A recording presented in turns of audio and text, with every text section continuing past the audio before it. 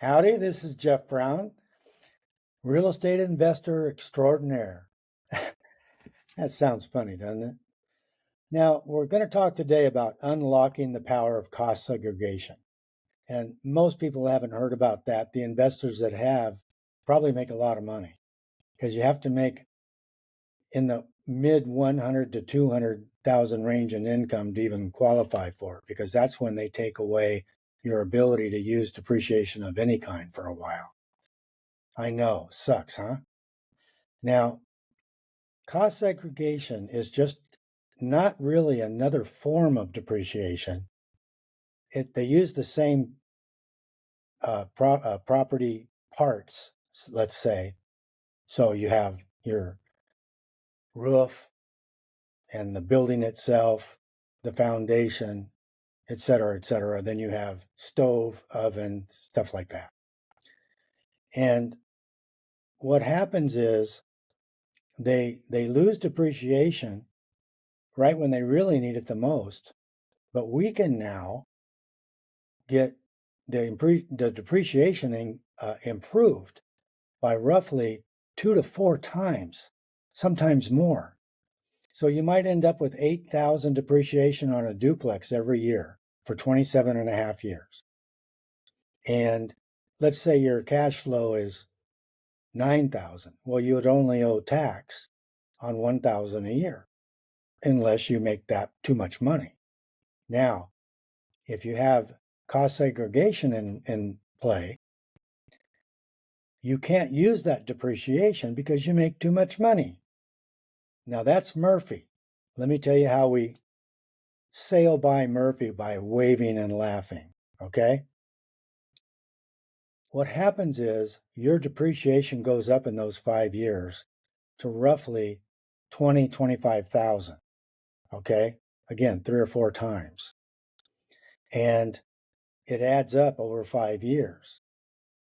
So when you go to sell that property and you make $150,000 capital gain, you get to take that unused depreciation because they now cannot take it away from you because you're getting out of that property, and you can take it away to lower that capital gain significantly, if not completely.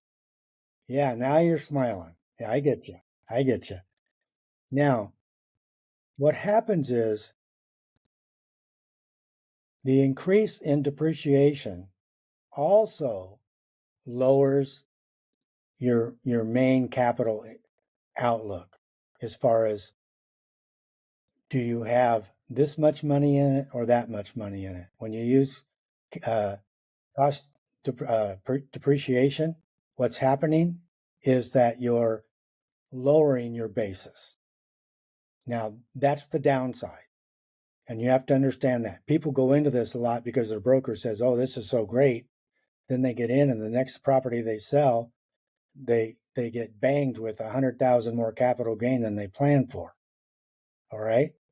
So you have to use it very discriminatingly and understand what you're doing, when you're doing it, and how you know you're going to end up. Now, if you invest in a brand new duplex in a great area, in a good state is spelled RED state, by the way, you will have much to look forward to both during the time and when you sell it. Like I said, in our example that we're going to use, 2 duplex could result in 500 to 600,000 tax-free cash.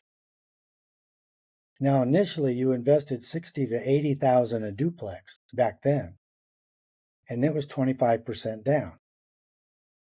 Over 5 years, you've amassed significant capital, grown your equity, and avoided hefty taxes. What should you do with this tax-free cash? The options are all over the map. You could buy more properties, invest in discounted notes, or even put a bunch of it into equity index universal life, that insurance we talked about earlier. But because that offers both security and tax-free retirement income. But again, it has to be well thought out and in advance. No playing by the hook of your shirt on this one, okay? Now, one key aspect of this strategy is flexibility. You can buy more properties, you can invest in discounted notes, even put a substantial amount in equity indexed universal life. But you have to do it with the right amount of oomph in each one, and it'll be different for almost everybody, okay? The idea is you're maximizing your tax-free retirement, period. Oh, and you're trying to do it as safe as possible. If you're looking for somebody to walk the high wire, it ain't me. I will not do that. I will never do that. I don't do that in my short-term investments, okay? So if you're a risk taker, go someplace else. I do not want to be attached to that at all. Now, let's consider a 5-year plan. You start by acquiring a couple of duplexes, 20, 25% down. Today, it used to be 20, today's 25%. And strategically keeping cash flow low because of your situation. Now, by the end of this period, you've accumulated a substantial amount of unused depreciation. If the real estate market grows, your properties increase in value. Again, duh.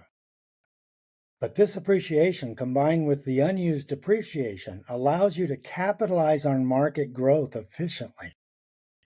You can reinvest the proceeds into new properties, discounted notes, or other high-yield investments while you're constantly compounding your wealth. Now, it's crucial to avoid some of the common pitfalls.